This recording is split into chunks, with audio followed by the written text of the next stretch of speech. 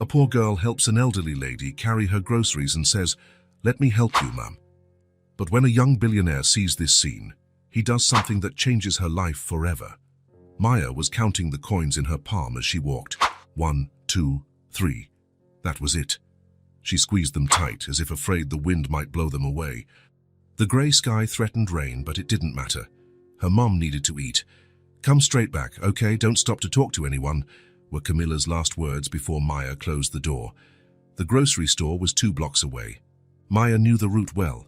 The cracks in the sidewalk, the dog that always barked behind the short fence, the leaning tree at the corner. She was 5 years old, yet she walked with the determination of someone who already carried little responsibilities. Upon entering the store, the air conditioning made her shiver. She headed straight for the bread aisle, hoping the cheapest loaves were still there. It was late afternoon, and the best items usually sold out early. That was when she heard the sound of breaking glass, followed by a despairing sigh. An elderly lady stood in the aisle, staring at the floor where a jar of jam lay shattered.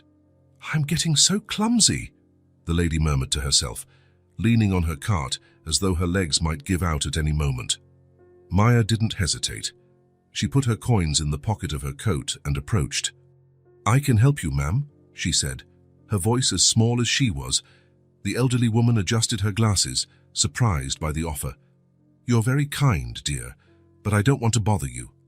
"It's no bother," Maya replied, already crouching down to pick up the larger shards. "My mum says helping others warms your heart." On the other side of the aisle, Noah Hale watched the scene while holding a nearly empty basket. At 45, he wore clothes that revealed his financial status: designer shirt, polished shoes, a discreet yet valuable watch. What his clothes didn't show was the emptiness he'd carried for 3 years.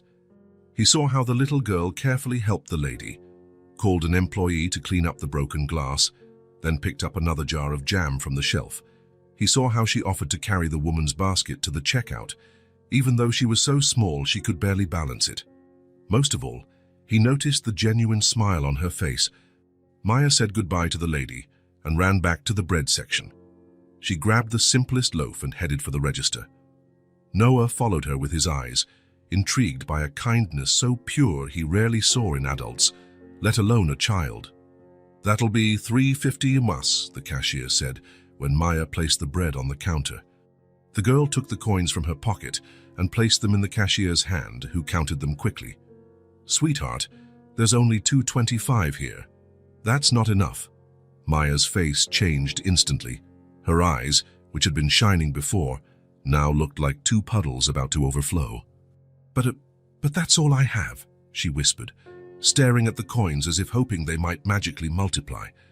"I'm sorry, but you'll have to put the—" "I'll pay," came a deep voice that interrupted. Noah stepped up to the register, placing his basket down. Maya looked up, craning her neck to see the tall man who had appeared out of nowhere. Noah crouched down to her eye level. "Hi," he said with a small smile. "I saw what you did for that lady. It was very kind of you." Maya blinked, confused. Tears still threatened to spill, but curiosity held them in place. "Can I pay for your bread?" Noah asked. "My mom says not to accept things from strangers," Maya replied, her voice nearly a whisper. Noah nodded, respecting the child's caution.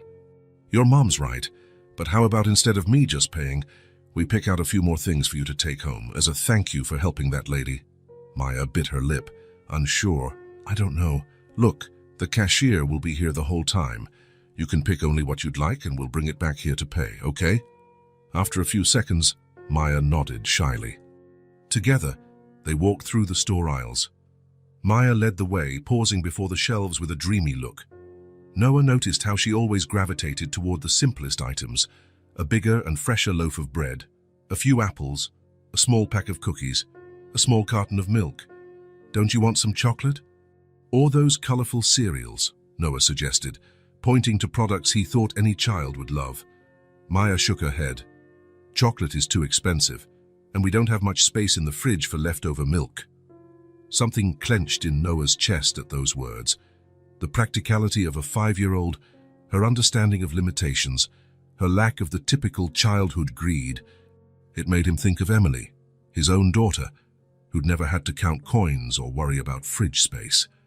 As he watched Maya carefully choose a small carton of yogurt, "This one lasts more days," Noah felt something stir inside him. It was like a door long locked had cracked open, letting a thin ray of light into a dark room. They returned to the checkout, where Maya placed the items carefully, organizing them by type as though it were a game. Noah paid, noticing how the girl watched each product being scanned, her eyes shining again. "Thank you, mister," said Maya, as she received the bag. "My mom will be really happy." "I'm the one who should thank you," Noah replied, realizing he truly meant it. "You reminded me of something important today." Maya smiled, puzzled by his words, but happy all the same. "I need to go now. My mom's waiting." Noah walked with her to the grocery store door and watched her leave, her small figure carrying the bag with determination as though it were a treasure. In a way, it was exactly that for her. He remained there, feeling the cold wind that signaled rain. Something had changed inside him, as though a knot that had been tightly wound for years had loosened a bit. For the first time in a long while, Noah felt the urge to follow someone, to know more, to get involved. As he watched Maya turn the corner, he decided that their meeting couldn't just be a coincidence.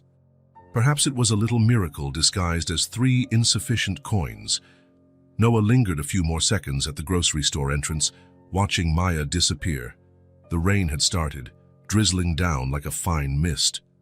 Something about that child stirred a feeling in him he couldn't explain. Without thinking too much, he grabbed his purchases and began to follow the small figure now crossing the street. He kept a safe distance. He didn't want to scare her or seem suspicious. He just felt an inexplicable need to learn more about her. Maya walked briskly, shielding the bag of groceries under her coat to keep it dry. Every now and then, she glanced at the sky, as if asking the clouds to hold back the rain just a bit longer. After a few minutes, she turned onto a narrow street. The houses there were modest, some with peeling paint, others with improvised fences. Noah slowed his pace further, feeling out of place in such a different environment than his own. Maya stopped in front of a small house with exposed brick walls and a simple metal gate. She knocked 3 times, like a secret code for whoever was inside. The door opened almost immediately. Noah hid behind a nearby tree, from where he could watch without being seen. "Mom, look what I brought," Maya's excited voice carried even from a distance. A young woman appeared in the doorway. Even from afar, Noah could see the resemblance. They had the same dark hair, the same face shape. Camilla looked tired, but her face lit up at the sight of the bag her daughter held up like a trophy. "Maya, what is all this? How did you—" The girl bounded inside, and Noah could hear her animated voice recounting the story of the nice man at the grocery store. The door closed, leaving him in the now steady rain with the odd sense of having witnessed something precious. He stood there for a moment, looking at the modest house that sheltered such goodness. Water ran down his face, but he hardly noticed. In his luxurious car, Noah drove back home, his mind filled with images of the afternoon. The contrast couldn't have been greater. He left a neighborhood of modest homes and entered the most exclusive area of the city, where mansions hid behind tall gates. His house stood at the end of a tree-lined street, 3 stories, a pool, an immaculate garden maintained by a team of landscapers. He opened the electronic gate with a remote and parked in a garage that housed 3 other cars. Inside, silence greeted him as usual. Not the ordinary quiet of an empty home, but the silence of a place that was once loud and full of life, and now held only echoes. He set his groceries on the kitchen's large counter and poured himself a whiskey. He drank the first sip standing there, feeling the burn down his throat. He wandered into the living room, expensive furniture, original artwork, a rarely used fireplace. He sat on the sofa and looked around. Everything had value, but nothing had meaning. Noah closed his eyes. The image of Maya formed in his mind, contrasting with everything around him. A little girl with 3 coins in her pocket and a heart bigger than many adults he knew. And then, as if a gate had opened, he thought of Emily, his daughter, his only child. Emily was only 6 when the illness took her. Leukemia, the doctors said.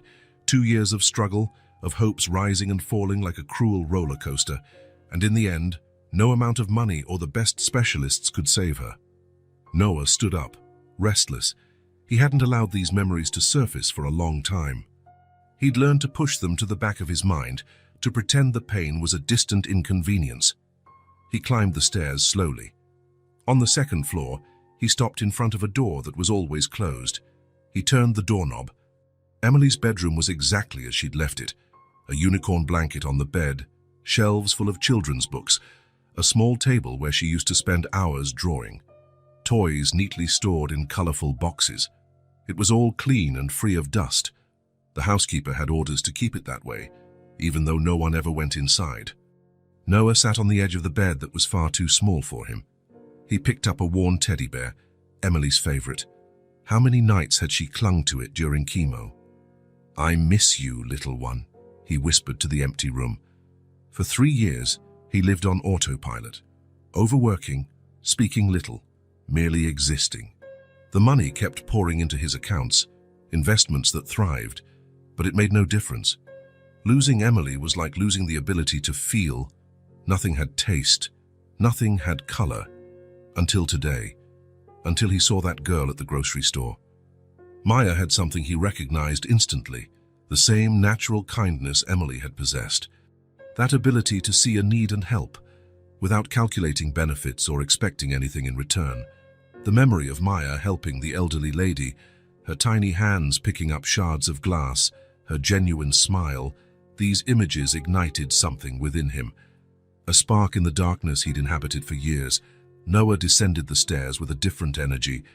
The restlessness he felt was no longer just discomfort. There was purpose in it. He grabbed his laptop and sat at the large kitchen table. He began researching local child support programs, charities, social projects. A flood of information filled the screen, but none of it felt right. Big organizations, complex structures, impressive annual reports.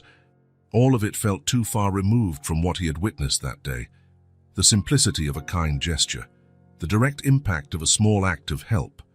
That's when he understood. He didn't need grand-scale projects or his name on a foundation. What that afternoon had shown him was the value of simple gestures. Maya had changed his day with a single act. Maybe he could do the same for her and her mother. He closed the laptop, feeling a clarity he hadn't experienced in years. Tomorrow he would begin something new, no big plans or complicated structures, just small, concrete acts that came from the heart. For the first time in 3 years, Noah Hale went to sleep with a sense of purpose. And also, for the first time, the silence in the house didn't feel as heavy. The rain fell harder when Maya finally shut the door behind her. Her hair and the hem of her pants were damp, but the grocery bag remained protected under her coat. "Mom, Mom, look what I brought," she yelled, placing the bag on the small kitchen table. Camilla appeared in the doorway, drying her hands on a worn dish towel. Dark circles underscored her eyes, revealing the fatigue of someone who works 2 jobs to keep the bills paid. But as she saw her daughter, soaked yet grinning, her face lit up. "Maya, you're all wet. Let's get that coat off before you catch a cold," she said, coming over to help. "No, Mom, look at this first," Maya insisted, starting to take items out of the bag as if unwrapping Christmas presents.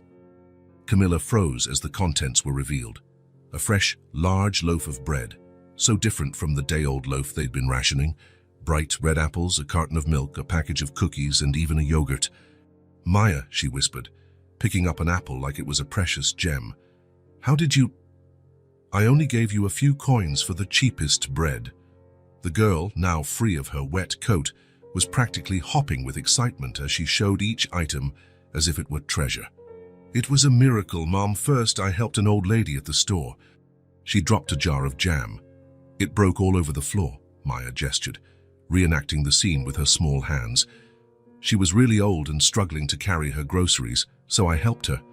Camilla smiled, recognizing the natural kindness in her daughter, who always stepped up for others, despite being so young. It was a pride laced with worry. Life didn't always reward kindness with more kindness. "That was really nice of you, sweetie, but it doesn't explain all this," she said, pointing to the groceries. Maya inhaled deeply, as if ready for the best part of the story. Then, when I went to pay for the bread, the cashier said my coins weren't enough. I got sad as she paused, her face momentarily darkening with the memory of disappointment. But then a man showed up. A tall man, in nice clothes. Camilla's brow furrowed, suddenly on guard. The mention of a stranger approaching her 5-year-old triggered all her internal alarms. What meant Maya? What did he do? He was really nice, Mom. He said he saw me helping the lady, that I had a good heart, and he wanted to thank me. Maya continued describing the encounter in detail, every moment etched in her memory as though it had happened in slow motion. How the man knelt to speak at her eye level, how he suggested she choose more items, how he respected her saying her mother didn't approve of gifts from strangers. He didn't just give me things for free, Mom. He said it was a thank you because I helped the lady, and the cashier stayed with us the whole time, Maya explained, feeling she needed to defend the kind stranger. Camilla listened, torn between gratitude and suspicion. Years of raising a child alone in a tough neighborhood had taught her to be cautious. Rich men rarely appeared in their lives without ulterior motives. What did he look like, this man? Handsome, answered Maya simply, but with sad eyes, like he needed a really big hug. The comment caught Camilla off guard. Maya always had this ability to see beyond appearances, to notice things adults often overlooked. Did he tell you his name? Maya shook her head. I think I forgot to ask, but he was so nice, Mom. When I picked up the yogurt, he said I could grab more, but I told him it was already plenty. Camilla smiled, proud of her daughter's sensibility. Even in the face of unexpected generosity, Maya hadn't let greed take over. And you know what else he said, Mom? Maya continued, her eyes lighting up at the memory. He said I was the one who helped him today.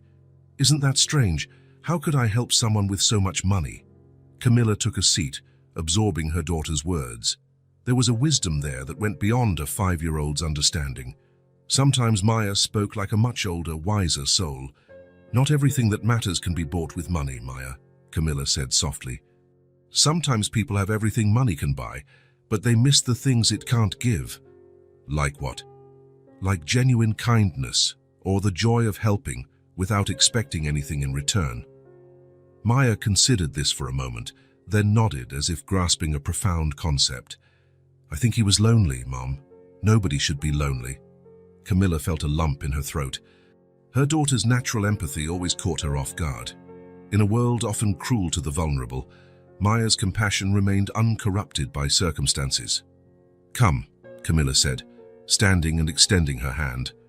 Let's put these things away, and then you need a warm bath before you catch a cold. As they put away the groceries, Camilla couldn't stop thinking about the stranger who had been so generous to her daughter.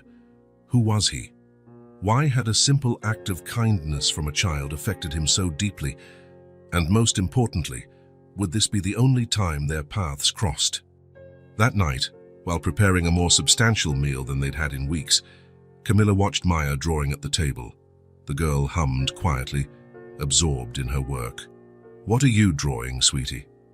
Maya held up the paper to show. It was a tall man beside a small girl, both smiling under a bright sun.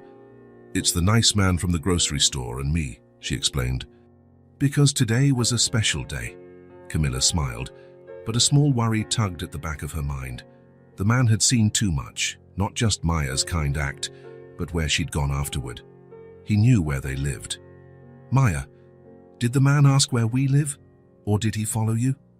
The girl shook her head, focused on coloring her picture. No, Mom. He just helped me and then said goodbye. Camilla breathed a quiet sigh of relief. Maybe it was just that, a random encounter, a moment of kindness between strangers who would never see each other again. Still, as she placed the fresh bread on the table, part of her wondered if this would really be the last time she heard about that mysterious man who had glimpsed something special in her little Maya. Noah hardly slept that night. His mind, dormant for so long in empty routines, now buzzed with plans and possibilities. He rose early, grabbed a quick coffee, and drove back to the same grocery store. The day was clear, with no sign of the previous day's rain. He parked his imported car at a discreet distance, not wanting to draw attention.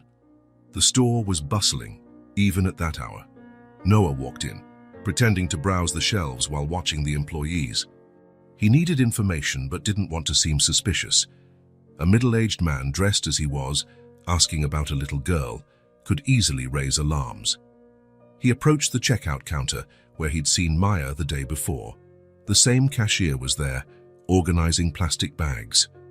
"Morning," he greeted casually. "I was here yesterday with a little girl. We bought bread and some other things." The woman studied him for a moment before responding. "Yes, I remember you. The little girl with dark hair, right? Very polite." Noah nodded, oddly relieved that someone else had noticed what he'd seen in Maya. "That's her. She helped an elderly lady here yesterday, and I wanted to do something more for her, but I don't know anything about her." The cashier smiled, more at ease now. "Oh, that's Maya. She comes here often, poor thing, counting her coins in her hand. Sometimes she can't afford what she wants, but she never complains." "Does she live nearby?" "Around here, yes. One of those little side streets after the park, I think. I don't know exactly which one." Noah thanked her and wandered through the store, picking up a few items to seem inconspicuous. In the produce section, an older employee was stacking apples neatly. "Excuse me," Noah approached him. "I'm looking for a little girl who comes here." "Her name is Maya." The man glanced over his glasses, suspicious. "Why do you want to know?" Noah hesitated, realizing how his curiosity might appear questionable. "She helped an elderly lady here yesterday, completely unprompted. I was so impressed that I ended up helping her get some groceries.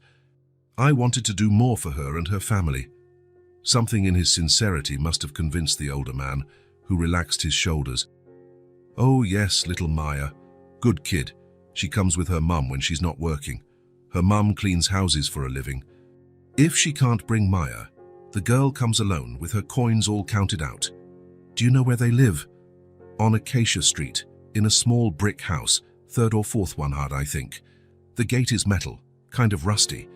The girl often draws with chalk on the ground out front." Noah thanked him, purchased some fruit for cover and left. Armed with this new information, he drove slowly through the nearby streets until he found Acacia Street, a lovely name for a place of dirt roads lined with humble houses on both sides.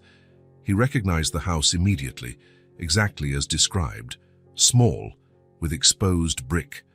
The metal gate had rust patches, and sure enough, there were colorful chalk drawings on the patch of concrete out front. Noah parked his car at a safe distance and watched for a few minutes. The house seemed quiet at that time of day. Camilla was probably at work, and Maya might be with a neighbor or relative. He returned home with a plan. In his large, rarely used kitchen, he began gathering items: rice, beans, sugar, flour, cooking oil. He added fresh fruit, milk, bread, cookies, and a few chocolate bars, small joys he imagined Maya rarely tasted. He arranged everything in a wicker basket he found in a storage closet, a forgotten Christmas gift, still wrapped in plastic. He removed the plastic, placed a colorful cloth at the bottom, and laid out the items carefully. As he worked, Noah realized he hadn't felt so focused and engaged in a task in years. Since Emily's death, everything was done on autopilot, without true involvement. But now each item in that basket felt meaningful. He took a sheet of paper and a pen. What should he write? He wanted the gesture to be anonymous, but he also wanted Maya to know it was for her. After a few crumpled attempts, he wrote simply, "For the girl with the kind heart, may the world return to you the good you share." He reread the note, satisfied with its simplicity. He folded it carefully and attached it to the basket's handle. In the middle of the afternoon, Noah took the basket and drove again to Acacia Street. The neighborhood was quiet, with only a lazy dog lying in the shade of a tree. He parked a few yards from the house and waited, observing. He didn't want to be seen. Certain no one was watching. He hurried from his car to Maya's door, setting the basket down carefully on the doorstep, making sure the note was visible. For a moment, he hesitated. Should he knock? But he wanted it to be anonymous, so he slipped away silently. Returning to his car, Noah felt something odd in his chest, a lightness he hadn't felt in ages. It was as if a small part of the knot inside him had unwound, allowing him to breathe a bit easier. Instead of driving off immediately, he took a little tour of the neighborhood. A few blocks away, there was a small park with worn wooden benches and simple playground equipment. He sat there, watching children play under the watchful eyes of their mothers. As the sun began to dip in the sky, painting it orange, Noah decided it was time to go home. He stood up from the bench and started walking back to his car. That's when he heard it. "Mister! Mister from the store!" The thin, cheerful voice made his heart skip a beat. He turned around to see Maya running toward him, her dark hair swishing, her small face lit by a brilliant smile. Noah froze, caught off guard. He hadn't expected to be recognized, let alone greeted with such joy. Maya stopped in front of him, breathless, her eyes shining with genuine excitement. "It's really you. The guy who helped me at the grocery store." Noah couldn't help but smile. "Hi, Maya. What a surprise to see you here." She looked up at him with curiosity. "You remember my name?" "Of course I do. It's not every day I meet someone so special." Maya's grin widened, revealing a missing front tooth he hadn't noticed before. Without ceremony, she reached out and took his hand. "You're the one who left the basket, right? We found the note." "My mum cried." Her childlike bluntness disarmed him. Unsure how to respond, he simply nodded, feeling a wave of emotion surge up his throat. Maya squeezed his hand a bit tighter. "Come on, Mum's at home. You have to meet her properly." Before he could protest, Noah found himself being tugged along by this small but determined hand. Maya led him back to her house, as though guiding a long-time friend. "Mom! Mom!" Maya called as they neared the gate. "Look who I found. It's the guy who helped us." Noah suddenly felt nervous. He hadn't planned this encounter. He just wanted to do something kind, anonymously. Now he stood there, facing the simple house, about to officially meet the mother of the little girl who'd somehow touched him profoundly. The door opened, revealing Camilla, dish towel in hand. Her eyes shifted from Maya to Noah, and he saw immediate wariness. Natural for a mother whose 5-year-old daughter was bringing home a well-dressed stranger. "Good afternoon," Noah said politely. "I'm sorry for showing up like this. I'm the man from the store," Camilla finished, her tone firm but not hostile. "Maya told me about you." An awkward silence settled. Maya looked from one adult to the other, still clinging to Noah's hand, oblivious to the tension. "Mom, he's the one who left the basket. I knew it was him." Camilla studied Noah for another moment before relaxing her shoulders slightly. "Then we should thank you. It was very kind of you." Noah ran a hand through his hair, uncomfortable with the gratitude. "It was nothing, really. I just wanted to return the kindness I saw at the store. Your daughter's actions moved me." Something in his sincerity seemed to register with Camilla. She regarded him more carefully, as if trying to decipher a code in his face. "Would you like to come in? I can offer you some coffee." The invitation caught him off guard. He knew that in a house like this, every coffee bean was precious. "I don't want to inconvenience you. I was just passing by and—" "Please," Maya interrupted, looking up with pleading eyes. "I want to show you my drawings." Noah glanced at Camilla, who gave a nearly imperceptible nod. "I'd be happy to," he agreed finally. Maya squealed with delight and pulled him by the hand through the gate. Noah crossed the small front area, noticing details for the first time: a makeshift planter cut from a plastic bottle, a rough cement floor swept clean, chalk drawings of smiling suns and stick figures that likely represented people. Inside, the home was tidy and well kept despite its obvious simplicity. The furniture was few and well worn, but there was attention to detail. A mended but neatly ironed tablecloth, simple but clean curtains, photos and children's drawings on the walls where expensive paintings might have hung elsewhere. "Please have a seat," Camilla said, gesturing to one of the 3 chairs around the small kitchen table. Noah obliged, feeling slightly out of place in a space that seemed just the right size, no more, no less. His own home, with its huge rooms and expensive furniture, suddenly felt excessive and cold in his memory. Maya still held his hand, as if afraid he might vanish if she let go. Her eyes sparkled with a simple joy he'd forgotten existed in the world. Camilla set a cup of coffee in front of him. The aroma was strong and inviting. I wanted to thank you in person," Noah said, breaking the silence. I didn't expect to be found out, to be honest. Maya has a knack for recognizing people, Camilla replied with a small smile. She hasn't stopped talking about the man from the store since yesterday. Noah smiled, touched by the idea that he'd made such an impression.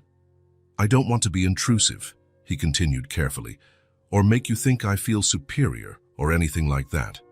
I just saw something special in your daughter's act and wanted to repay it somehow. Camilla observed him for a moment before responding, It's all right. I understand your intention. And yes, she is special. Always has been. Maya, standing beside her mother, looked at them both, taking in every word. Suddenly, she reached out, took Noah's hand with one of hers and Camilla's with the other, bringing them together symbolically. Now we're friends, right? She asked, with the absolute simplicity only a child can have. Noah felt something warm spread through his chest. He looked at Camilla, who seemed equally moved and surprised by her daughter's gesture.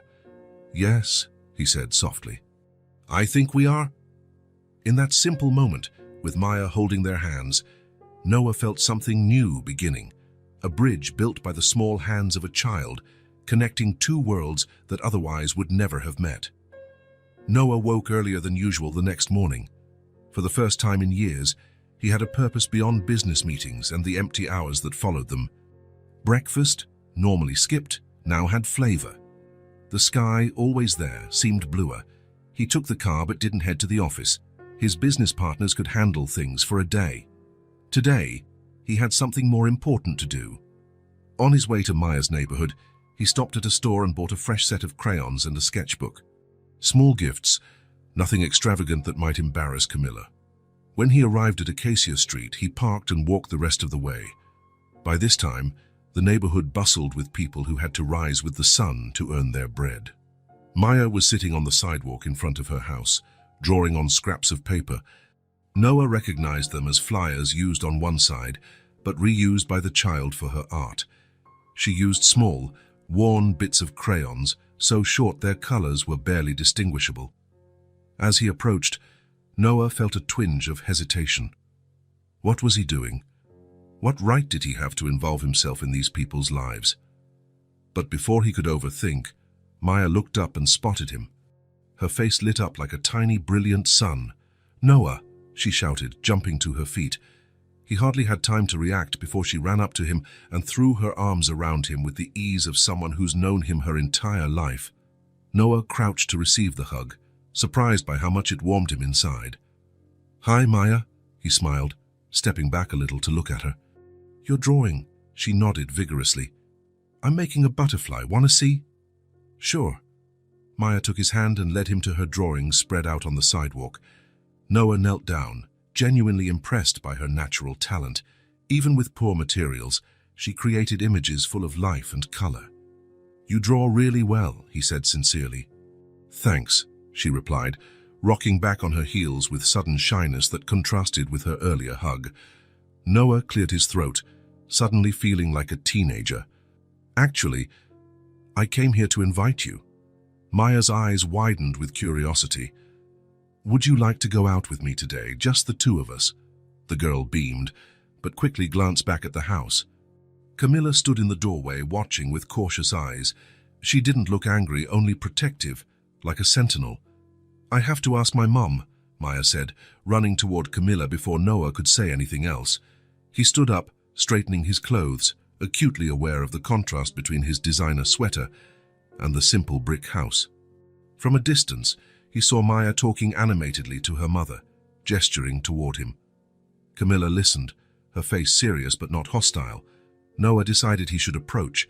If he was going to ask to take her daughter out, the least he could do was speak directly to her. "Good morning," he said at the gate. "I hope I'm not bothering you so early." Camilla folded her arms, not defensively, but like someone bracing for an important conversation. "Maya says you want to take her somewhere." "Yes, if that's all right with you," Noah replied, trying to sound calm and respectful. "I thought about going to the city park. It's public. Lots of families go there. We could get ice cream, maybe." Camilla studied his face a moment. Her eyes, tired yet sharp, seemed to search for any sign of falsehood or hidden motives. What she found was simply an awkward sincerity. "Why?" she asked finally. The question caught Noah off guard. He'd expected queries about timing, place, safety, but not about his motivations. He began, carefully choosing his words. "Your daughter has something special. A light. Being around her makes me feel better." He saw Camilla's expression shift slightly, as if something in his words had touched a nerve. "I lost my daughter 3 years ago," he continued, sensing he owed her the truth. "Since then, it's like I've just been existing. Yesterday, talking with you both, was the first time in a long while I felt really present." Maya looked on, unusually quiet, as if understanding something important was being decided. After what felt like an eternity, Camilla relaxed her shoulders and nodded slowly. "Be back before dark," she said, her voice gentler. And Maya, "Listen to Mr. Noah, okay?" "Yes, Mom." The little girl's face lit up instantly. "And please, just call me Noah," he added with a shy smile at Camilla. She almost smiled back, almost. "Maya, grab your jacket. It's chilly out there." While the girl ran inside, Camilla turned back to Noah with a serious expression. "She's never had a father figure around. No uncles or grandfathers. Besides distant neighbors. I don't know what you're looking for by coming into our lives, but—" "I'm not looking for anything," Noah gently interrupted. "Just a reason to smile again." Something in Camilla's eyes softened, as if she'd seen something in him that answered an unspoken question. At that moment, Maya returned, carrying a thin jacket in her arms. "I'm ready." Noah held out his hand, which Maya immediately grabbed. Her small fingers fit into his, with a trust so absolute it took his breath away for a second. "We won't go far," he assured Camilla, "and I promise we'll have fun." She nodded, a reluctant smile finally tugging at her lips. "Have a good time." The two walked away on the dirt street. Maya skipped beside Noah, pointing at everything as though seeing it for the first time. "Look at that yellow flower. It grew right out of the cracked sidewalk. And see that dog over there? He belongs to Mr. Anthony. His name is Tiger, but he's the most scaredy cat dog in the world." Noah smiled, absorbing every word, every observation. Maya had a way of seeing the world he'd forgotten existed, where even a tiny ant carrying a leaf was cause for wonder. They reached a small park a few blocks away. Nothing impressive, some worn wooden benches, trees providing shade, a modest stand selling drinks and snacks. For Maya, though, it might as well have been an amusement park. "Can we sit under that big tree?" she asked. "Of course." They settled on a bench beneath the generous shade of an old tree. Noah went to the stand and returned with an orange juice for Maya and a coffee for himself, along with 2 slices of simple cake. "Wow, this is delicious!" Maya exclaimed after the first sip. A bright orange line appeared above her upper lip, forming a funny moustache she hadn't noticed. Noah found himself smiling more than he had in years. There was something liberating about the simplicity of that moment, sitting on a park bench, drinking coffee with a child who marveled at a mere cup of juice. "Maya," he said, after they finished their snack, "if you could choose anything, absolutely anything, what would you most like to do?" He expected her to mention a toy or perhaps a visit to some special place. Her answer came without hesitation. "I want to go to school. I've never been. My mom says she'll enroll me as soon as she can." Noah felt a pang in his chest, the simplicity of her wish, something that, for many kids, was an obligatory chore, took him by surprise. "Why haven't you started school yet?" he asked gently. Maya shrugged, without a hint of self-pity. "My mom works a lot. Sometimes we don't have proper clothes for me to wear, and she says it's not good for me to go alone." She swung her legs, her feet barely reaching the ground. There was an acceptance in her voice that made Noah wonder how many other things she'd had to accept in her 5 short years. "I never knew my dad either," Maya continued, as if simply remarking on the weather. "Mom says he left before I was born, but that's okay. We manage. Sometimes we run out of food, but my mom always finds a way." Noah swallowed hard, trying to control the surge of emotion in his throat. How could a child speak so calmly about such serious hardships, without anger, without resentment, just stating facts like talking about the color of the sky. You know, she added, suddenly looking at him with serious eyes, Mom says we don't have much money, but we have lots of love, and that's more important. Noah felt his eyes burn. Emily had everything, every toy, every outfit, the best school. She never had to worry about her next meal or a place in the fridge. Yet there was something in Maya, a resilience, an inner light that shone in a different way. Maya, he said at last, his voice thick with emotion, I had a daughter too, about your size. But she got sick and went to live in heaven. The words came haltingly, as though rusted from being locked away. It was the first time he'd spoken so simply and directly about Emily since her funeral. Maya looked at him with large, understanding eyes.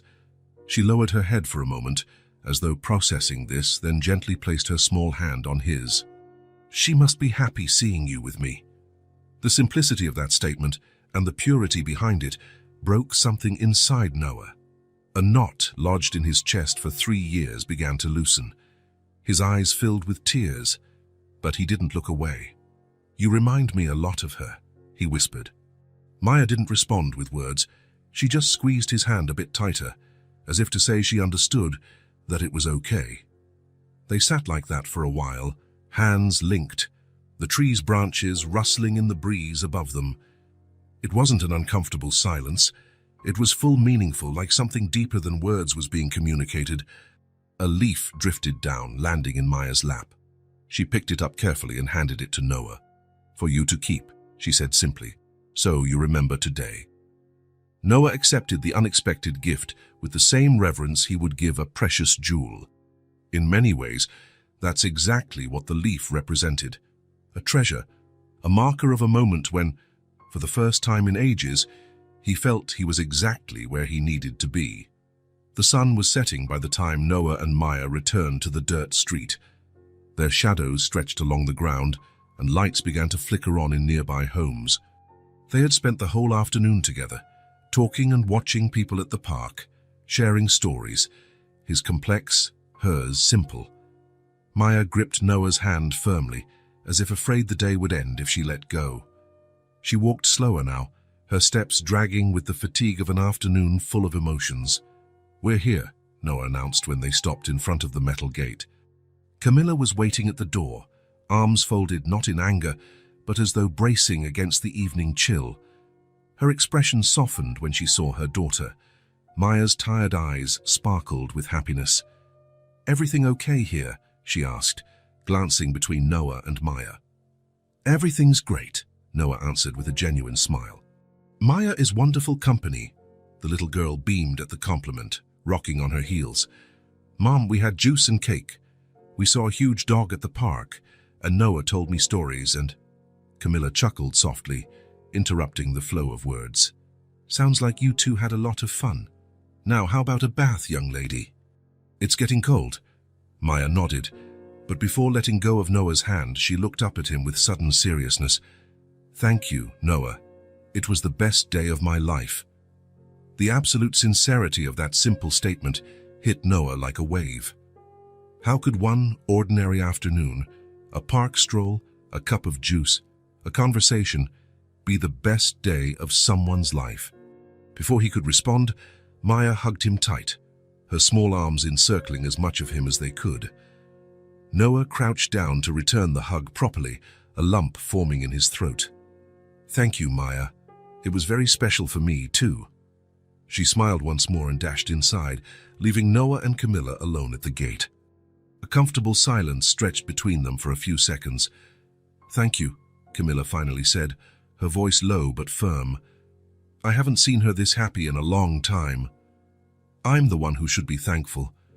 Your daughter is extraordinary. Camilla glanced back into the house, where they could hear Maya humming in the bathroom. She really is. Sometimes I wonder how she keeps that light after everything. She left the sentence unfinished, but Noah understood.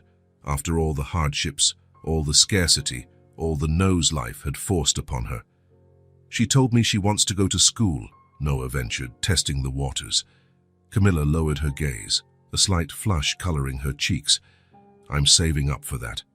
But supplies, uniform, transportation, everything costs. I could... No, she cut him off, raising a hand. There was no anger in her gesture, only dignity. I appreciate the offer, but not yet. We barely know each other. Noah nodded, respecting her decision. I understand. I just wanted you to know that, if you ever need help with it, it's important to her. Camilla studied him for another moment, then gave a small nod. I need to go in now. Good night, Noah. Good night, Camilla. He waited until she closed the door before turning to walk back to his car. The contrast between this modest neighborhood and his luxurious vehicle had never felt so stark. Once inside the car, he sat for several minutes, just processing the day.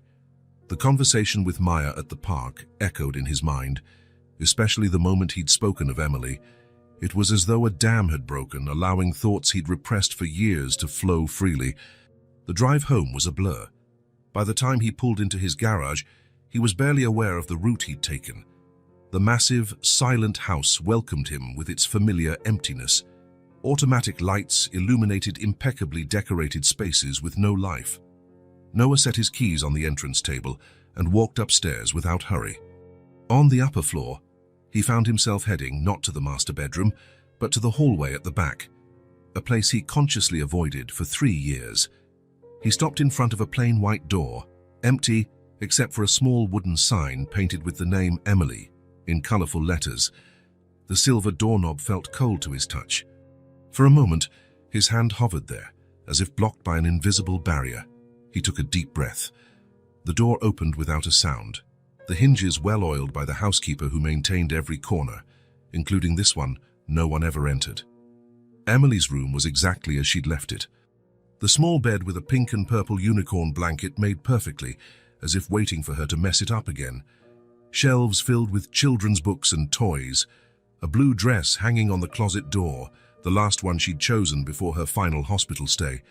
The air smelled peculiar, not of mold or abandonment, but of preservation, as if time had been frozen in this space. Noah took a few hesitant steps inside. His fingers brushed the small desk where Emily used to draw. A box of colored pencils still lay open, alongside an unfinished drawing of 3 stick figures under a smiling sun. He sat on the edge of the bed, far too small for an adult. He picked up a worn teddy bear that Emily loved to hug at night. That was when the tears finally came. Not the controlled and muted ones from the first months of grieving, but deep sobs that shook his whole body. Years of suppressed pain finding its release. "I miss you so much," he murmured to the empty room, his voice broken by emotion. For the first time since the funeral, he allowed himself to feel it all. The crippling longing for every tiny detail. Her laughter, the way she scrunched her nose when concentrating, how she loved riding on his shoulders. The regret for all the hours he'd spent working that could have been spent with her. Above all, the love, immense, immortal, that continued to exist even when it had nowhere to go. "I'm trying, my little one," he whispered, stroking the bear's synthetic fur as he'd watched Emily do countless times. "I met a girl. She makes me smile again." Silent tears continued to flow as he gazed around the room, a sanctuary of memories he had avoided, fearing the pain it held. The pain was there, yes, but there was also something else, a sense of connection he thought he'd lost forever. He closed his eyes, still clutching the teddy bear to his chest. In the quiet of her room, he could almost sense Emily's presence, not as a ghost but as a memory so vivid it felt almost tangible. And somehow, inexplicably, he felt her approval. He sensed she would have understood this new bond, this small light that had begun to shine in his life again. "You'd like Maya," he murmured, a slight smile forming through the tears. "You two see the world the same way." Sitting there in Emily's preserved bedroom, Noah felt a strange peace wash over him for the first time in years, as though 2 parts of his life, the before and the after, were finally meeting in the middle. Noah woke to the first ray of sunlight streaming through the window. He hadn't closed the curtains the night before. His eyes were swollen and heavy from crying, but his heart felt lighter, as if a huge weight had lifted or at least shifted. He got up slowly, running his fingers through his rumpled hair. Memories of the previous evening returned. Emily's room, the teddy bear, the tears he'd held back so long. In the spacious, modern kitchen, he brewed coffee. Its aroma filled the air, but it couldn't fully erase another scent lingering in his senses. The subtle, unique smell of Emily's room, a mix of children's books, plush toys, and that indefinable fragrance that was hers alone. He sat at the large table, wrapping his hands around the warm cup. For the first time in a long while, he allowed himself to picture Emily's face without immediately pushing the thought aside. He saw her smile, her slightly messy brown hair, her inquisitive eyes that seemed to absorb everything around her. "Oh, you'd keep me company here, wouldn't you?" he murmured to the empty space across from him, where Emily used to sit for breakfast, always asking for colorful cereals that turned the milk pink or blue. After finishing his coffee, Noah grabbed his car keys with no set destination. He had no meetings at the office. His partners were used to his occasional absences since Emily's death. He drove aimlessly through the city, letting his thoughts wander. It took him a moment to realize that, without conscious planning, he'd made his way back to Maya's neighborhood, as though guided by an internal compass. It led him again to that dirt street, that little brick house, which now felt like a spark of light in a gray world. He parked a few blocks away, choosing to walk the remainder of the distance.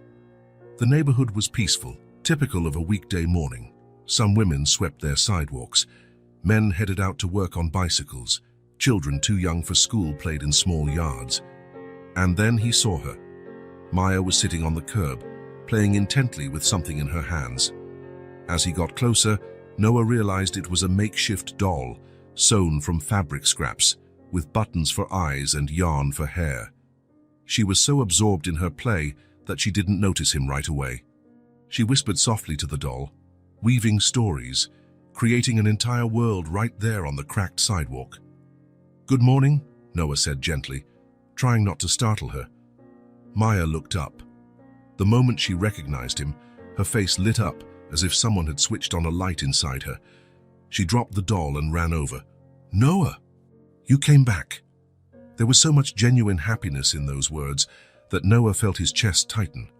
What was it like to live in a world where small moments were received with such profound gratitude? "I'm here," he smiled, crouching to her level. "Hope I'm not interrupting your game." "Never," Maya grabbed his hand, pulling him toward the curb. "Come sit with me." "I want to show you Lily," Noah obliged, sitting on the rough concrete as though it were the most natural thing in the world. Maya picked up the cloth doll and held it proudly. "This is Lily. My mom made her for my birthday. I take care of her every day." Noah studied the doll with respect. Despite the humble materials, there was evident care in each stitch, each detail, a work of pure love. "She's beautiful," he said sincerely. "Your mom is very talented." Maya nodded fervently. "She makes lovely things. One day, when I grow up, I want to make dolls to sell. That way we'll have more money." There was a determination in her childlike voice that moved Noah. At 5, she was already thinking of how to help support her family. They chatted like old friends reuniting after a long time. Maya talked about her dream the previous night, flying over the city with colorful wings, and the bird that landed on her windowsill that morning. After a comfortable pause, she looked at Noah with that uncanny perception she sometimes displayed. "Are you sad today, mister?" The question, so direct and honest, took Noah by surprise. There was no hiding from Maya. She seemed to read people with a clarity adults had lost. "A little," he admitted, offering a small smile. "But I'm also at peace, in a way. I'm trying to be happy again. I went into my daughter's room yesterday. It had been a long time since I'd gone in." Maya listened quietly, her large eyes fixed on him with an attention few adults could match. She didn't interrupt or offer easy solutions. She just listened, inviting him to keep going. "I cried a lot," Noah continued, surprised by his own openness. "But I also talked to her, told her I met you. That there's a new flower blooming down here." Maya tilted her head, absorbing his words. Her eyes glimmered with unshed tears, but her face remained calm. Slowly, she reached out her small hand and touched his. "I can be your new flower." The simplicity of her offer, the purity behind it, washed over Noah in a wave. This child, who had so little in material terms, offered him something no amount of money could buy: a new beginning, a purpose, a reason to keep going. He smiled, wiping away a single tear trailing down his cheek. "And you help me remember what it's like to live." They sat there for a while, joined by something deeper than words, while life in the neighborhood went on, dogs barking in the distance, neighbors chatting, a woman hanging laundry to dry. Later that same day, after his conversation with Maya on the sidewalk, Noah made a decision. He couldn't put it off any longer.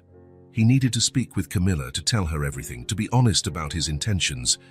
He returned to the house in the late afternoon, when he knew Camilla would be back from work.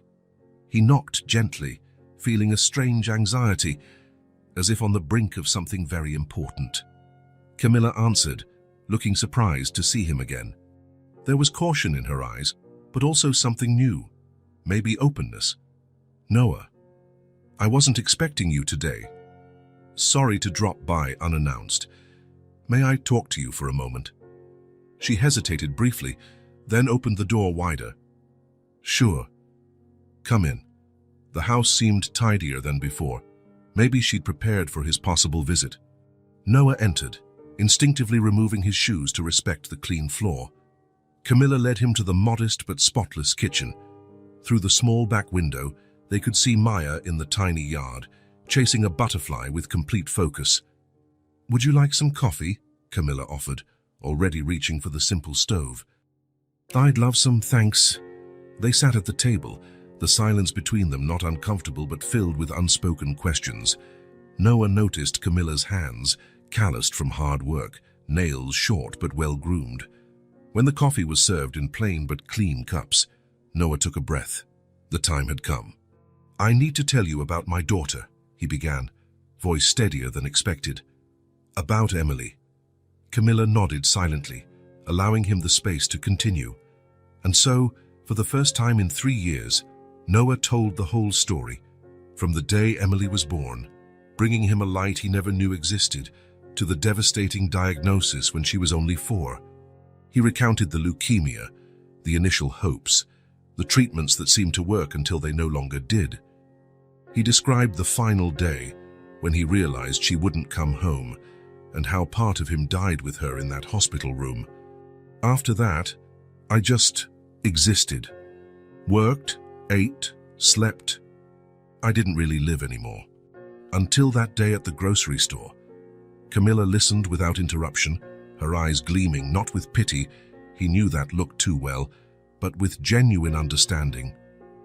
When he finished, she remained quiet for a moment, as though respecting the weight of his story. Then she began to speak. "When I found out I was pregnant, Maya's dad disappeared. Literally. One day he was there, the next he was gone without an address. I faced it all alone, the judgmental looks, closed doors, sleepless nights." Her voice was calm, without bitterness, just stating facts. "There were days I didn't know how I'd feed Maya, days when the rent was late, and I feared we'd end up on the streets. But I promised myself we'd never run out of love. No matter how little we had, she'd never be short on affection." Noah listened, understanding that while they'd faced different types of loss and pain, both were equally deep. "Your daughter has a pure heart," he said, cradling the cup in both hands. "That day at the store, she woke me up, made me see life differently." A tear slipped out, but he didn't wipe it away. "She's helping me heal a wound I thought would never close." Camilla observed him, her face showing a mix of emotions, surprise at his candor, but also a new softness, as if invisible barriers were slowly being lowered. Noah placed his cup on the table and looked directly at her. "I want to give back. Not with luxury, but with opportunity. I want to pay for her schooling, a good school." The words hung in the air. Noah saw the conflict on Camilla's face, her pride resisting help, battling her desire to give her daughter something she could hardly provide alone. She lowered her eyes, twisting the hem of her simple blouse. When she looked up again, her eyes shone with restrained tears. "If it really is just that, thank you, she deserves it." Just then, the back door banged open, and Maya burst in. clutching a colorful piece of paper. She froze at the emotional atmosphere, noticing the tears both adults were fighting back. "Mom? Noah? Are you sad?" she asked, worry evident in her voice. "No, sweetie," Camilla said, opening her arms. "Sometimes grown-ups cry when they're happy, too." Maya snuggled into her mother's embrace, then, to everyone's surprise, hopped onto Noah's lap with the same ease, as though she'd done it all her life. "Look," she said, holding out the drawing for them to see. "It's the three of us." On the paper, 3 stick figures held hands, all smiling. There was a large yellow sun above them, and in the corner, a bright star looking on from afar. The 3 gazed at the picture, then at one another. Nobody said a word, but something new had formed there. A sense of belonging. An improvised family born not of blood ties, but of shared wounds and open hearts, ready to heal and be healed. The following weeks brought a new routine for the 3 intertwined lives. Noah began visiting Maya and Camilla almost daily, usually in the late afternoon when the sun started to set and the air turned cooler. At first, he had excuses, bringing school supplies for Maya, discussing enrollment details, checking if they needed anything. Soon, though, excuses became unnecessary. He simply showed up, sometimes with a fresh loaf of bread, other times with a children's book he thought Maya would enjoy. Slowly, the modest home gained small enhancements, a new tablecloth accidentally brought by Noah, claiming it didn't match his own decor. Some potted plants to brighten the window, a better lamp so Maya could draw at night. But the most significant change wasn't in the objects, it was in the atmosphere. Laughter now echoed through the tiny backyard. Stories were shared around the little kitchen table. Camilla, once so reserved, began talking about her childhood in the countryside, about dreams once postponed but never forgotten. One afternoon, sitting on the worn sofa in the small living room, Maya proudly showed Noah her progress in the preparatory lessons for school. "Look, Noah, I can write my full name already," she exclaimed, showing him a sheet where Mayassilva was scrawled in unsteady but determined letters. "That's amazing, Maya," he replied with genuine enthusiasm. "You have really nice handwriting." The girl beamed, her eyes shining with pride. "Do you think my teacher will like me?" "She'll love you. It's impossible not to." Camilla watched from the kitchen doorway, a quiet smile on her lips. Any doubts she once had about Noah's presence had faded. She saw how his kindness brightened not just Maya, but their entire home. His generosity was never condescending, always respectful, always mindful not to offend her pride. On one of these peaceful afternoons, as they all sat around the tiny kitchen table, Noah noticed a small calendar on the wall. His eyes locked onto the date, and his body went rigid. June 15th. 3 years ago, on that date, Emily had passed away. The realization struck him like a blow. Not only had he failed to mark the date as he always did, but he'd spent it smiling, feeling happy, oblivious to its significance. "Noah, are you okay?" Camilla's voice snapped him back to the moment. "Yes, I just remembered something I need to handle," he managed, his voice shaky. "I need to leave a bit early today." Maya looked up, disappointed. "But you promised you'd look at my new drawing." "I'll see it tomorrow, honey." "Promise," he said, kissing the top of her head, a gesture that had become natural over the weeks. He rushed out, nearly tripping over the threshold. Once in his car, his hands shook on the steering wheel. How could he forget? How could he spend the most painful day of the year smiling and happy, as if nothing had happened? Back at home, the mansion was as silent as ever, but it no longer felt oppressively empty. Noah carried a warmth back with him from Camilla and Maya's home, a warmth that stayed with him even when alone. He walked straight to Emily's room. The door, which used to be so hard to open, now gave way easily. He switched on the light and sat on the small bed. He picked up a framed photo on the nightstand, Emily on her last birthday, cheeks puffed as she blew out the candles, her eyes brimming with life despite the illness consuming her. "Forgive me, my little one," he whispered, tears sliding silently down his cheeks. "I smiled today, and I forgot it was the day." Guilt clutched his chest.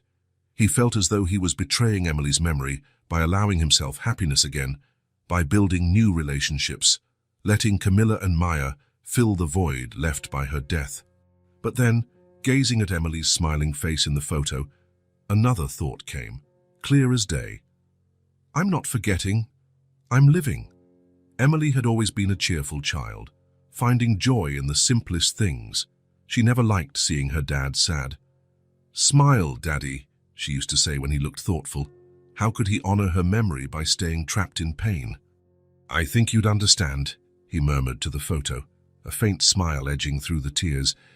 "You were always better than me at living in the moment." The next morning, feeling less burdened, Noah returned to Camilla's house. Maya greeted him with her usual joy, as if she'd already forgotten the abrupt way he'd left the day before.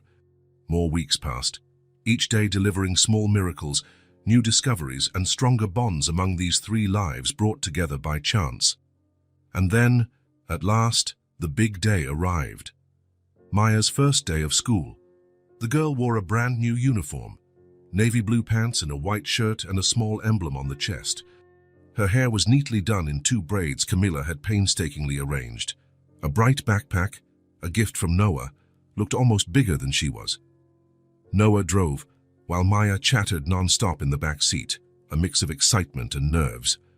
Camilla, in the passenger seat, answered her daughter's questions patiently, hiding her own anxiety. When they arrived at the school, a warm, welcoming building with a spacious yard where other children were already running and playing, Maya suddenly fell silent. Stepping out of the car, she clung to Camilla and Noah's hands, one in each. "I'm scared, but happy," she admitted, looking up at the 2 adults with wide eyes. Noah crouched to her level, holding her small hands. "You have courage in your heart, Maya. You're going to do great." Camilla knelt beside them and kissed her daughter's forehead, tears shimmering in her own eyes. "We'll be right here when you come out. Go show everyone just how special you are." Maya nodded, mustering her bravery. She took a few steps toward the school gate, where a welcoming teacher stood smiling. Then she paused, ran back, and threw her arms around Noah and Camilla for one last hug. Tears now streaked the face that so often wore a grin. "I never thought this would happen for me. Thank you for believing in me." She held them both tightly, as though to store up some of their presence before facing this new challenge. Then, with renewed resolve, she turned and walked into the school, quickly disappearing among the other children. Noah and Camilla remained side by side, watching that transformative moment in silence. Unaware, their hands were intertwined, joined by shared emotion. The following weeks found them in an even richer routine. Maya returned from school overflowing with stories, discoveries, and new friends. Noah, in turn, felt more whole each day. He slept better, he smiled more readily, and when he thought of Emily, it was no longer just with pain, but with a gentle gratitude for having had her in his life. One magical afternoon, while the 3 of them enjoyed a small snack on the front porch, Maya gazed around with a thoughtful expression. "You know what I think," she said, with that occasional wisdom shining through her innocence. "It feels like our house has opened windows now. More wind comes in, more light, more people." Noah and Camilla exchanged a silent look, both touched by the girl's observation, and Noah realized with crystal clarity that by helping this unlikely little family, he had gained far more than he'd given. More than giving, he was receiving. More than saving, he was being saved. Life, which had once felt like an endless series of empty days, now overflowed with meaning. And even when the ache of missing Emily struck, there was now a place in his heart where pain coexisted with joy, where memories of the past no longer blocked the construction of a new future. A future with open windows, where wind and light, and a love he thought he'd never feel again could flow in. Fall arrived in hues of red and gold when Maya came home from school that afternoon, running as she always did, backpack bouncing on her small shoulders. Noah waited on the front step, holding a pack of new drawing paper and colored pencils. "Noah!" she shouted on seeing him, her face lighting up like a lamp switched on in the dark. "Hey there, kiddo. How was school today?" "The teacher said my drawing was the best in class," she replied proudly, already tugging him inside to show off what she'd learned. Camilla was in the kitchen, brewing coffee. She smiled as the two entered, so at ease with each other that they appeared to have known each other forever, not just a few months. "Hi, Noah. I didn't know you were coming over today. Sorry to just drop in. I thought Maya might like to try out these new pencils." Maya was already spreading paper on the living room floor, creating an impromptu art station. Noah joined her, sitting cross-legged on the worn rug as though it were the most natural thing in the world. Camilla watched from the kitchen doorway, coffee cup in hand, her eyes bright with an emotion she struggled to name. She'd never pictured this scene, her daughter drawing on the floor with a man who, not so long ago, was a complete stranger, a man who came into their lives by chance and now seemed to fill spaces they hadn't even realized were empty. Maya was fully absorbed, her tiny tongue sticking out the corner of her mouth, always a sign of intense focus. Noah observed patiently, offering colors when she asked, praising each detail with sincerity. "Done," Maya finally announced, lifting the paper like a trophy. Noah studied the drawing carefully. In it, two figures sat on a park bench, a tall man and a small girl, surrounded by green trees. A bright yellow sun with a giant smile lit the sky. There was a touching simplicity in the lines, a purity of intent that no refined technique could surpass. "That's you and me," Maya explained, pointing to the two figures. "I made it for you."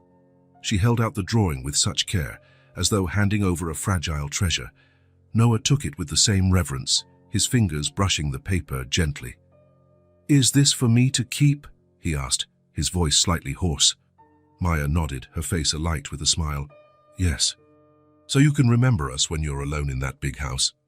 Her comment, so direct and innocent, went straight to Noah's heart. How could this child see him so clearly? "You're my best friend," Maya added, returning to her artwork as casually as if she'd mentioned the weather. Noah held the drawing as though it were a piece of life, something irreplaceable. The simple colors, imperfect lines, and pure message behind it were a greater gift than anything money could buy. "And you remind me how good it is to have a friend," he finally replied, voice almost a whisper. Maya smiled without looking up, already engrossed in drawing another picture. A dog with oversized ears and a nearly human grin. Noah grabbed a sheet of his own and started drawing as well. Art had never been his strong suit, but right then it didn't matter. It only mattered that he participate, be present, and share. "What's that?" Maya asked, peeking at his sketch. "A flower," he replied, aware that his drawing more closely resembled a melted sun with lopsided petals. Maya clapped a hand over her mouth, unable to contain the giggle that bubbled out. Soon she was laughing openly, a sound so pure and joyful that Noah couldn't help but laugh with her. "I guess I'm not as good at this as you are," he admitted, pretending to be disappointed. "I'll teach you," Maya offered seriously, taking his hand to guide it on the paper. "Like this, see? Round in the middle, then petals around it." Camilla walked in with a tray of coffee and some cookies. The simple snack was served in chipped but clean cups, with the cookies arranged neatly on a plate like prized treats. "Time for an artist's break," she announced, setting the tray on the small center table. The three sat together, Noah and Maya on the floor, Camilla on the edge of the sofa. The silence that followed was companionable, broken only by the crunch of cookies and the soft sipping of coffee. Noah took in the scene as though seeing it from outside his own body. That little table around which three people shared a simple snack was the opposite of his huge, empty dining room. Here there was warmth, presence, life. Material scarcity was offset by an abundance of affection he'd long forgotten existed. The next day, Noah woke with a firm idea in mind. There was something he needed to do, something he'd been putting off for too long. Dressing casually in jeans and a blue shirt, he slipped on comfortable shoes. On the way, he stopped at a florist to buy a bouquet of daisies. He didn't need to explain that they'd been his daughter's favorite flower. The cemetery sat atop a small hill, a peaceful place overlooking the city. Noah parked and sat in his car for a few minutes, mustering the courage to get out. His hands trembled slightly as he finally stepped onto the gravel, the flowers clutched like a fragile shield against the surge of emotion he feared. He moved quietly among the neat rows of headstones, some elaborately adorned, others plain. He knew the way, even though he hadn't walked it in 3 years.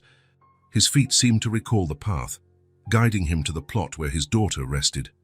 The headstone was simple yet elegant, a slab of light marble with gold lettering that read, "Emily Hale, beloved daughter, your smile lives on in our hearts." Noah stopped in front of it, motionless. The soft wind rustled the nearby trees, creating a distant whisper like a half-heard conversation. He stood there for a long moment, absorbing the reality he had spent so long avoiding. Then, slowly, he knelt in the damp grass.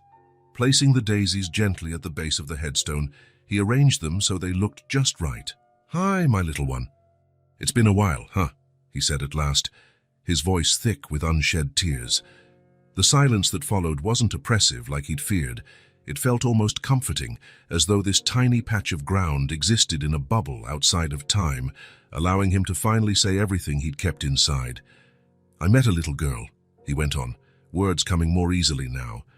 "Her name is Maya. She's 5, is almost 6. She reminds me a lot of you." And so, in the quiet of a fall morning at the cemetery, Noah told Emily everything. He told her about the grocery store, about the insufficient coins, about the act of kindness he'd witnessed. He spoke about Camilla, about the small house, about how he'd felt the ice around his heart start to melt. Tears streamed freely down his cheeks as he talked, but they weren't tears of raw pain anymore. They carried something else: release, acceptance, and even gratitude. "You'd like her," he whispered. "She smiles with her eyes, just like you used to." When he finally fell silent, he felt lighter than he had in years, as though a tremendous weight had been lifted off his shoulders. Overhead, the sky was clear, with a few white clouds drifting lazily in the breeze. Rising from his knees, Noah gently touched the headstone, fingers tracing the gold letters of his daughter's name. "Thank you for letting me start again," he murmured, a faint smile forming between the tears. Leaving the cemetery that day, his steps felt more confident. He carried not just Emily's memory, but a determination to honor that memory by truly living, loving again, finding joy in small moments, like a child's drawing gifted on a peaceful fall afternoon. Saturday dawned gray, with a fine, persistent drizzle that turned the streets into watery mirrors. The kind of day that invites you to stay home with a book and a warm cup of tea. Noah watched the raindrops slide down his bedroom window, tracing random paths on the glass as he prepared to go out. On the bed lay 2 packages. One, flat and rectangular, carefully wrapped in simple paper. The other, a colorful box tied with a blue ribbon. He studied them for a moment, feeling a mix of emotions he couldn't fully name. The previous evening, after returning from the cemetery, he'd made a big decision. It was time to unite the 2 worlds he now inhabited. Shielding the packages from the rain with his jacket, Noah drove to Camilla and Maya's neighborhood. The dirt roads had turned into muddy streams, forcing him to park farther away and pick his way through puddles. By the time he reached the small brick house, Maya was already at the window. She must have recognized the sound of his car's engine, because even before he knocked, the door flew open and she bounded outside, oblivious to the rain. "Noah!" she shouted, throwing herself into his arms with a hug as tight as her small frame allowed. He lifted her off the ground, laughing at her enthusiasm, which never ceased to amaze him. "Careful, you're getting soaked." But Maya didn't seem to mind. Her eyes shone when she noticed the packages. "Are those presents?" "Maya, let Noah come in before you bombard him with questions," Camilla called from the door, half scolding, half amused. Inside, the contrast with the dreary day was striking. Though simple and small, the house had a cozy quality: freshly brewed coffee, warm lights, and, most of all, the genuine affection of its occupants. Noah shook off the rain from his jacket and smiled at Maya, who was still eyeing the parcels curiously. "I have something to show you." "And something to give you," he said, taking a seat on the worn sofa in the living room. Maya hopped onto the couch beside him, nearly quivering with excitement. Camilla stayed by the kitchen doorway, smiling discreetly. Noah picked up the flat, rectangular package first. He removed the wrapping with care, revealing a simple but elegant photo frame. Under the glass was a picture of a smiling girl with curly hair that framed her lively face. Her eyes, big and bright, seemed to glow even in the still image. "This was my daughter," Noah said gently. "Her name was Emily." Maya's manner shifted instantly. The childish excitement gave way to a solemnity that was surprising in someone her age. She studied the photo with respect, taking in each detail of a girl she'd never meet. "She's beautiful," she finally said. "It looks like she liked to have fun, too." Noah smiled, deeply touched. In the photo, Emily was holding a newly folded paper airplane, her face lit by the joy of discovery. "She loved having fun. And I think she would have loved you." Maya lightly touched the glass with her fingertip, as if trying to connect with the girl in the picture. "Where should we put her?" she asked, glancing around the living room in search of the perfect spot. The question was so simple and direct that Noah momentarily froze. He hadn't thought that far. He'd brought Emily's photo to show Maya, to share a part of his life, but he hadn't considered leaving it there. "On the shelf," Camilla suggested, stepping forward, "right next to our family photo." And so, with natural ease, Emily found her place on the small shelf by a photo of baby Maya in Camilla's arms, two worlds now coexisting in the same space. Noah felt a warmth spread through him at the sight of the two pictures side by side. He cleared his throat, fighting the emotions rising within. "And now," he said, picking up the second package, "something for you." He handed the colorful box to Maya, who took it with wide eyes, as if not used to receiving gifts. She carefully untied the ribbon, almost reverently, and lifted the lid.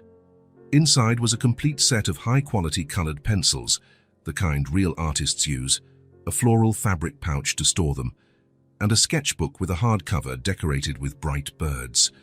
Maya gazed at the items for a long moment, speechless. When she finally lifted her eyes to Noah, they were wet with tears. "All this is for me, so I can really draw."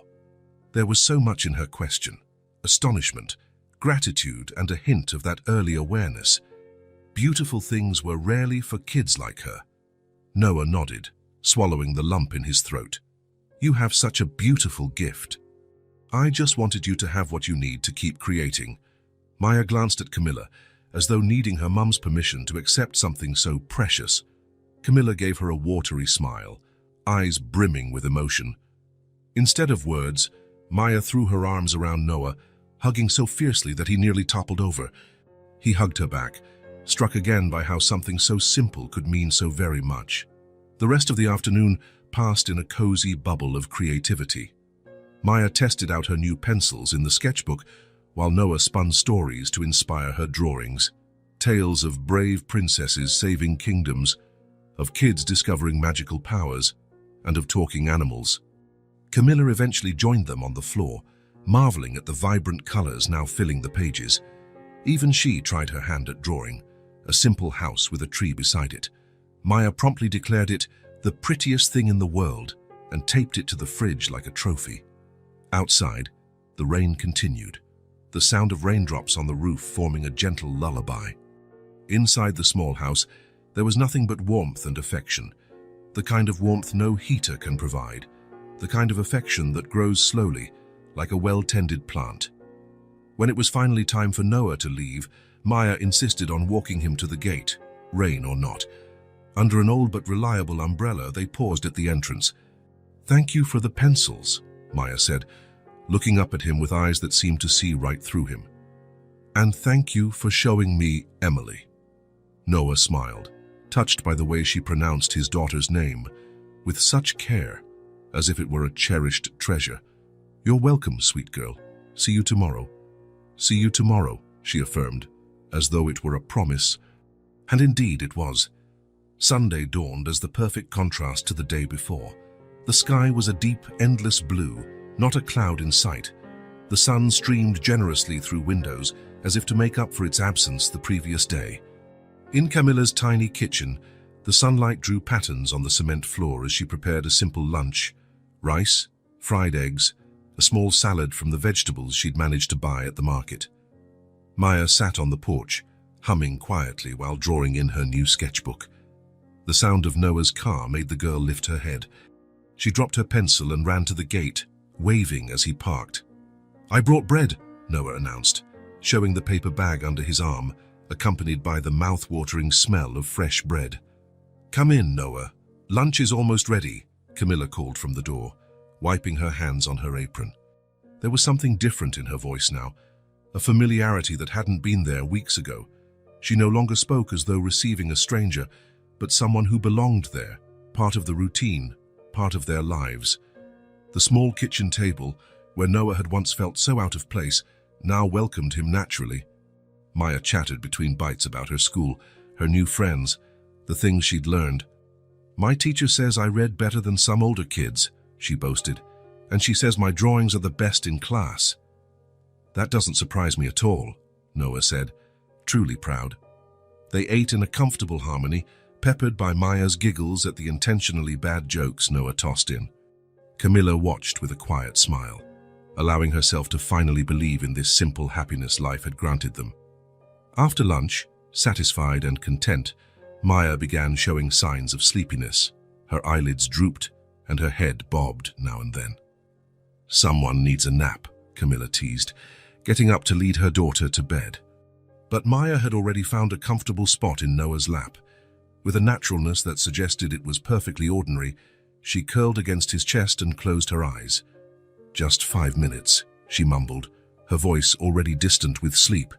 Noah glanced at Camilla, uncertain. She merely smiled and handed him a light blanket, which he spread over Maya. Within minutes, the girl was in a deep, peaceful sleep.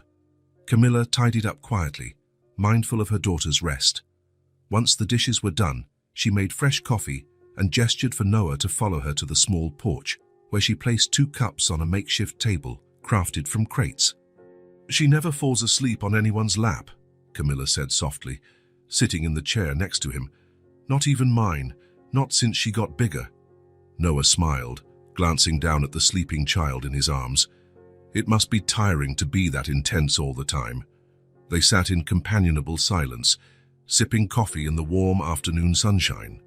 It wasn't awkward, rather the silence of 2 people who don't need to fill every moment with words. "I was thinking of painting the backyard wall," Camilla eventually said, "maybe a light blue. What do you think?" "I think it would look nice," Noah replied. "I can help if you'd like. And maybe planting a few flowers. Maya's always wanted a little garden, even a small one. I can bring seeds next time. My mother used to keep a garden. I think I still remember how it's done. Simple, everyday plans, but laden with the weight of a shared future, a continuity neither dared name yet, though it hung in the air like a silent promise." Noah glanced at them, Maya dozing on his lap, Camilla smiling over her coffee, and felt a pleasant ache in his chest, as though his heart were finally expanding to its full size after years of being constricted by grief. He wasn't just the man from the store, observing from a distance. He wasn't just the grieving father in a house full of painful memories. He was someone new, someone whole, rebuilt by the small hands of a child who looked beyond his sorrow and by the quiet strength of a woman who'd learned to trust again. Camilla reached across the table and clasped his hand, a small gesture, loaded with meaning. Their fingers laced naturally as if designed to fit together. They didn't speak. They didn't need to. Some truths are better shared in silence, in the warmth of a hand, in a gaze that lingers a moment too long. The sun had begun its slow descent when Maya finally stirred. She rubbed her eyes with clenched fists, looking around with the groggy confusion of one who's just woken from a deep nap. Seeing Noah and Camilla side by side, hands linked on the table, she gave a sleepy smile. Stretching like a contented kitten, she declared with childlike certainty, "This is the best Sunday ever." The 3 of them lingered on that humble porch, bathed in the golden glow of late afternoon. An unlikely family, formed not by blood ties but by something equally strong, the human capacity to begin anew, to heal wounds, to find light in the most unexpected places. Nearby, a bird landed on a branch and began to sing. Maya pointed, eyes sparkling with that childlike wonder at even the simplest miracles. "Look, Noah. He looks just like the bird on my notebook cover." He smiled, following her gaze. Indeed, the bird had bright blue feathers that gleamed in the sunlight, just like the illustration. "You know what my mom always used to say?" Noah remarked softly, "that birds are messengers. When they show up like this, they bring good news." "What kind of news?" asked Maya, intrigued. Noah exchanged a look with Camilla before answering. "Maybe a message that we're exactly where we're supposed to be." Maya seemed satisfied with that answer. She turned back to watch the bird, still singing in the tree, apparently in no hurry to fly away. And so, under the watchful eye of that little blue messenger, the three lives intertwined by chance remained together. A new family, a new home, a new beginning. Sometimes, it only takes a small act of kindness, like helping an elderly lady carry her groceries or buying bread for a girl with not enough coins, to spark profound transformations. And sometimes, the strongest wings aren't made of feathers but of paper, the kind that's used to sketch dreams, color hopes, and write new chapters in stories that once seemed finished. If this story touched your heart, subscribe to the channel and turn on notifications so you don't miss the next ones. Leave a like because it helps this story get recommended to more people. See you in the next story.